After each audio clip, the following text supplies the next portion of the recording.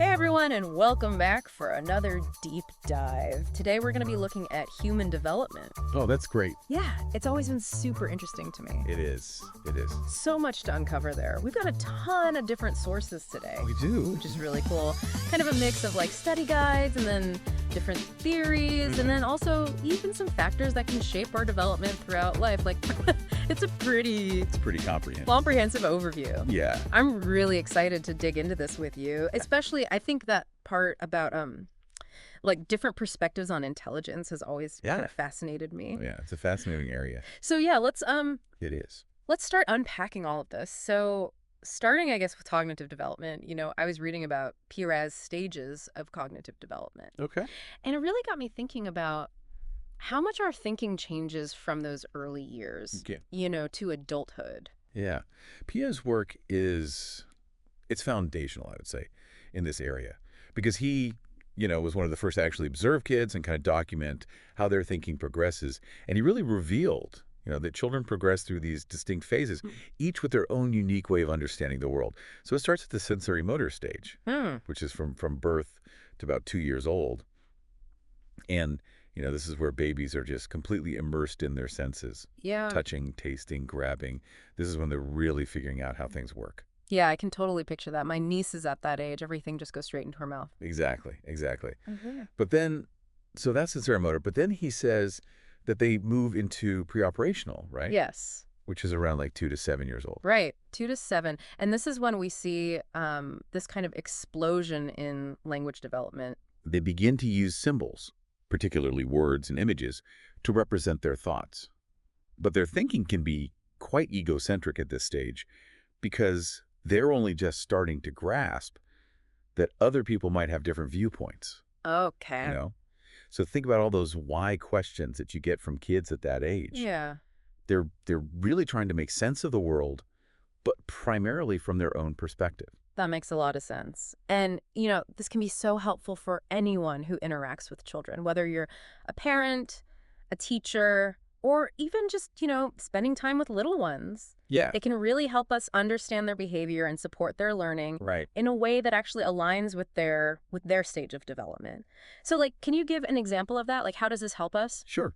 So, for example, if you're working with a child in the pre-operational stage, knowing that they're naturally egocentric, it can help you communicate with them more effectively. Okay. So instead of just saying no, to something, Right. try explaining the reason behind it from their perspective. Right.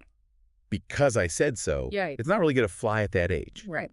But if you can relate it to their experience, then it's going to make more sense to them. Gotcha.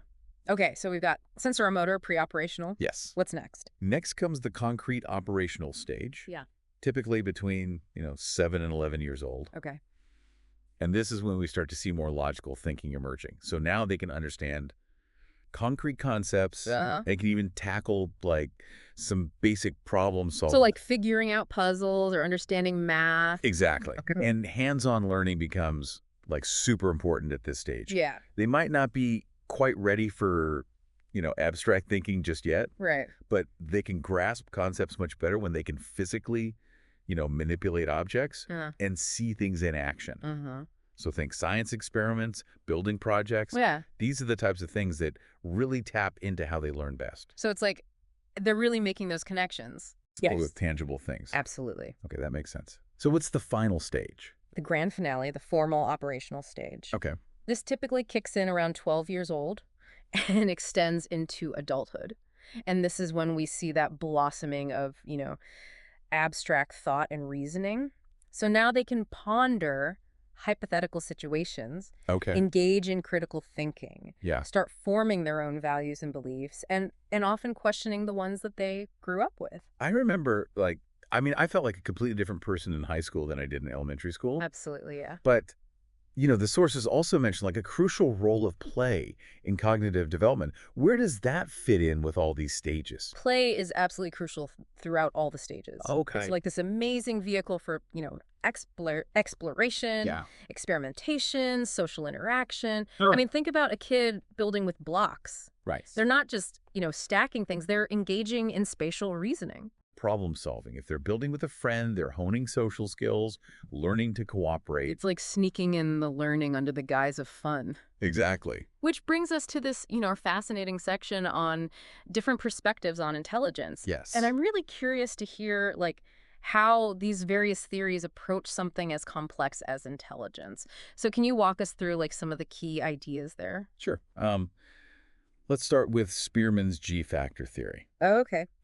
So this theory posits that there is like this general intelligence, this overarching mental capability Okay. that influences how we perform on various, cognitive tasks. Uh-huh. And this is the idea that really gave rise to standardized intelligence tests, Okay. which attempt to quantify this, general intelligence. So, like, one score is trying to kind of capture your overall intelligence. Right.